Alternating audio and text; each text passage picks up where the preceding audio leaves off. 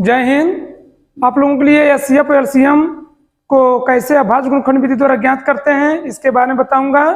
HCF जो होता है दोनों में उपनिष्ठ होगा, जैसे दो या दो से अधिक संख्याओं का एचसीएफ ज्ञात करना हुआ मुझे, तो कहा गया कि संख्याओं में प्रत्येक उपनिष्ठ अभाज्य गुणनखंड की सबसे छोटी घात का गुणनफल लेते हैं जो उपनिष्ठ रहेगा। ठीक है, उसी प्रकार दो या दो से अधिक संख्याओं का एलसीएम ज्ञात करना हुआ तो संख्याओं में संबद्ध प्रत्येक अभाज्य गुणनखंड की सबसे बड़ी घात का गुणनफल लेते हैं। सबसे बड़ी घात का गुणनफल हम लेंगे। समझ में आ रही है? एचसीएफ के लिए क्या लिया जाता है, दोनों में जो मिलेगा, दोनों में गुणनखंड जो गुणनखंड होगा वो उभयनिष्ठ होना चाहिए। क्या होना चाहिए? उभयनिष्ठ। बार बार कहा जाए कि एचसीएफ ज्ञात करने के लिए संख्याओं में प्रत्येक उभयनिष्ठ अभाज्य गुणनखंड की सबसे छोटी घात का गुणनफल हम लेते हैं। ठीक, एलसीएम में आते हैं। एलसीएम में संख्याओं में संबद्ध प्रत्येक अभाज्य गुणनखंड सबसे बड़ी घात का गुणनफल हम लेंगे, जिससे हम एचसीएफ और एलसीएम को ज्ञात कर सकते हैं आसानी से। और ज्ञात कैसे करना है आप लोग पहले भी इसको पढ़े होंगे। एचसीएफ और एलसीएम, एचसीएफ का मतलब होता है महत्तम समापवर्तक, मौस कहते हैं। क्या कहते हैं? मौस। लोस। एलसीएम का मतलब होता है लघुत्तम समापवर्तक, इसे हम लोग लौस बोलते हैं। क्या बोलते हैं? लौस। तो बताया था आप लोगों को पहले कि अभाज्य गुणनखंड विधि क्या है। बताया गया था कि जो 1 से करता हो, 2 से करता हो, 3 से अपने आप से जो करते हैं वो अभाज्य कहलाते हैं। क्या कहलाते हैं? अभाज्य। अब ध्यान दीजिए आप लोग, इसके आगे हम लोग इस पे सवाल लगाते हैं। कैसे लगाएंगे इस पे ध्यान दीजिए। दिया रहेगा संख्याओं दे दिया 6 और 20 के अभाज्य गुणनखंड विधि द्वारा एचसीएफ और एलसीएम ज्ञात करना है। ध्यान दीजिए क्या निकालना है हमको, एचसीएफ और एलसीएम को ज्ञात करना है। एचसीएफ का मतलब हो गया मौस और एलसीएम का मतलब हो गया लौस। समझ में आ रही बातें? ठीक, कैसे ज्ञात करते हैं इस सवाल को ध्यान दीजिए। आप लोगों को ये सब सवाल बहुत सरल लग रहे होंगे, लेकिन ये सब एग्जाम में आते हैं। देखो संख्याओं 6 और 20 दिया है, लिखेंगे क्या? हल। क्या लिखेंगे? हल। 6 दिया है तो 6 लिखेंगे, 20 है तो 20 लिख लेंगे ना। किसी को डाउट नहीं होना चाहिए। 6 का निकालना है हमको। किसका निकालना है? 6 का। तो क्या करते हैं, इसको काट लेते हैं। 6 को 2 से कटेगा 2 तिहाई 6, 2 तिहाई 6 लिखेंगे। 2 गुणे 3, 2 गुणे 3। अब देखो 20 है, 20 को भी काटते हैं। 2 दहा में 20, 2 एकम 2, 0 उतार लेंगे। ठीक है, फिर क्या करेंगे? 2 से काटेंगे।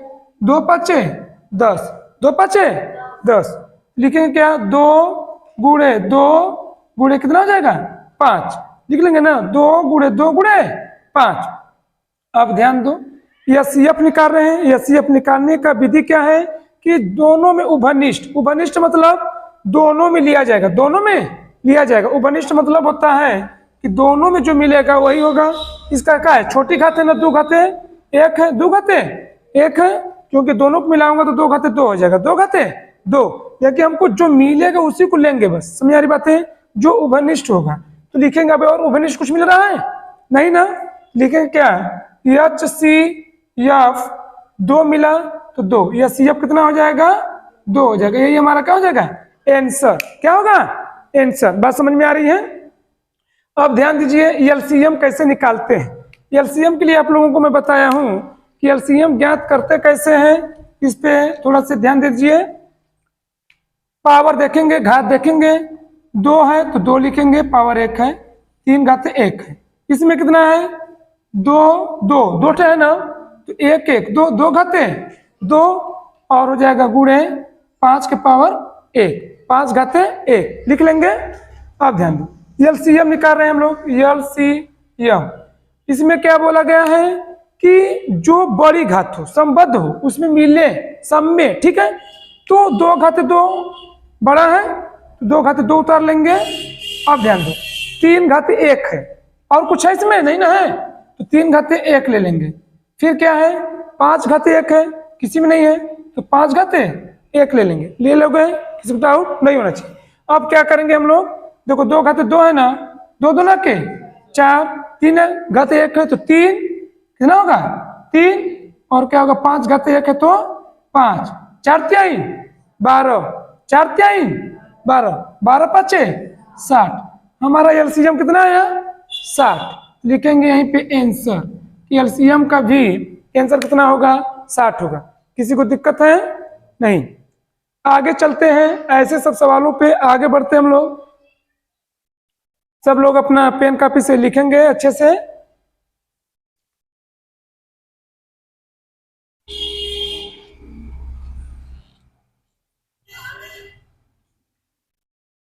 हाँ, अगला सवाल दिया जाएगा आप लोगों को कि संख्या दे दिया, क्या दिया? संख्या, संख्या दे दिया है 6,72 और 6,72 और 120 अभाज्य गुणनखंड विधि द्वारा। किसके द्वारा? अभाज्य गुणनखंड विधि द्वारा हमको एचसीएफ व एलसीएम ज्ञात करना है। एचसीएफ और एलसीएम को क्या करना है? ज्ञात करना है। एचसीएफ मतलब हो गया म स और ल स। समझ में आ रही बातें? ठीक है। अब ध्यान दो, दिया क्या है? 6,72 120 लिखेंगे हम लोग हल। क्या लिखेंगे? हल लिख लेंगे।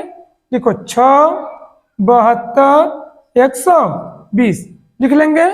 ठीक, छक का बताया गया है, छक का बताया गया है 2 3 6 2 गुणे 3, ठीक है। इसी प्रकार 72 के निकालते हैं, 72 2 से काटते हैं, 2 3 2 छक्का 12, 2 छक्का 12। कैसे हुआ? 2 3 6 हाथ से लगाइए, क्या पाओगे? 12 2 छक्का 12 36। 2 से काटते हैं, 2 1 कम 2 2 8 16। फिर 2 से काट लेते हैं, 2 9 18, 9 आ गया, 3 से कटेगा, 3 3 के 3 1 कम 3 लिखते हैं। 2 गुणे 2 गुणे 2 गुणे 3 गुणे 3। किसी को डाउट नहीं है? आप लोग आराम से ऐसे निकालते रहें, घबराएंगे नहीं, क्योंकि सवालें लगाने हैं तो घबराना नहीं है। सवालों को एकदम अच्छे से लगाओ, क्योंकि मिस्टेक हुआ तो नंबर कट जाते हैं। अब ध्यान दें, 120 है, 120 2 से काटते हैं, 2 छक्का 0 हो जाएगा, 2 3 6 30 हो जाएगा, 15 दूना के 30 हो जाएगा, 3 5 15 लिखें क्या? 2 गुणे 2 गुणे 2 3 गुणे 5। किसी को डाउट नहीं है ना? अब ध्यान दो, 2 अब उभनिष्ठ कौन है? एचसीएफ निकालना है मुझे। क्या निकालना है? एचसीएफ। अब उभनिष्ठ देखेंगे, ध्यान से देख लोगे उभनिष्ठ कैसे करते हैं। देखो 2 दिया है ना, पूरे में 2 है तो 2 ले लोगे, ठीक है। अब कुछ किसी मिल रहा है? नहीं ना, मिल रहा है। क्या मिल रहा है? 3 मिल रहा है। क्या मिल रहा है? 3। तो 3 का भी हम लोग घेरा बना लेंगे। मिला के हमको 2 गुणे 3 3 गुना के 6 3 गुना के 6। किसी को डाउट नहीं होना चाहिए। मतलब एचसीएफ कितना आएगा हमारा? 6 आएगा। एचसीएफ कितना आएगा? 6 आएगा। अब इसी प्रकार इसका एलसीएम निकाल लेते हैं। एलसीएम, एलसीएम कैसे निकालते हैं? एलसीएम कैसे निकालते हैं? देखो ध्यान से, अब हम पावर देखेंगे, घात देखेंगे, सबका सबका घात देख लेंगे, आसानी से हमको आ जाएगा। देखो श्रृंखला में 2 घाते 1 है, 3 घाते 1। अब देखो 1 2 3 2 घाते 3 1 2, 3 घाते 2, 1 2 3, 2 घाते 3, 3 घाते 1, 5 घाते 1। किसी को डाउट नहीं ना है? अब देखो जो सेम है घात तो एक ही लेंगे, क्या करेंगे? एक ही लेंगे। ले लेते हैं 2 घाते 3, किसी को ले सकते हैं, ठीक, तो 2 घाते 3 लिख लेंगे गुणे। अब 3 पे चलते हैं, 3 कौन सबसे भारू है? 3 घाते 2 है, घात है ना बड़ा, तो 3 घाते 2। आपका बचा 5, लिखेंगे 5 घाते 1 लिख लेंगे, ठीक। 2 घाते 3, 2 के 2, 2 दूनी के 4, 4 दूना के 8, 3 बार गुणा करेंगे तो 8 आ जाएगा, 3 तिरा के 9 और ये 5। समझ में आ रही बातें? गुणा करने का तरीका देखो, 8 5 40, 8 5 40, 40 में 9 गुणा करेंगे तो 9 चौके 36, 360 हो जाएगा, जीरो आगे बढ़ेगा, नहीं बढ़ेगा, तो हमारा 360 का आ जाएगा एलसीएम, एलसीएम 360 आएगा, ये हमारा क्या हो जाएगा? आंसर। क्या हो जाएगा? आंसर। बात समझ में आ रही है? किसी को दिक्कत नहीं होना चाहिए। ऐसे सब सवालों को हम लोग आसानी से लगा सकते हैं, ठीक है, क्योंकि इस समय आप लोगों को हर चीज को फैक्टर के अनुसार आप लोगों को उसका गुणनखंड करते जाएं, तभी आप लोग लगाएंगे तो अच्छे से आप लोगों का आंसर भी आएगा, ठीक है। धन्यवाद, थैंक यू।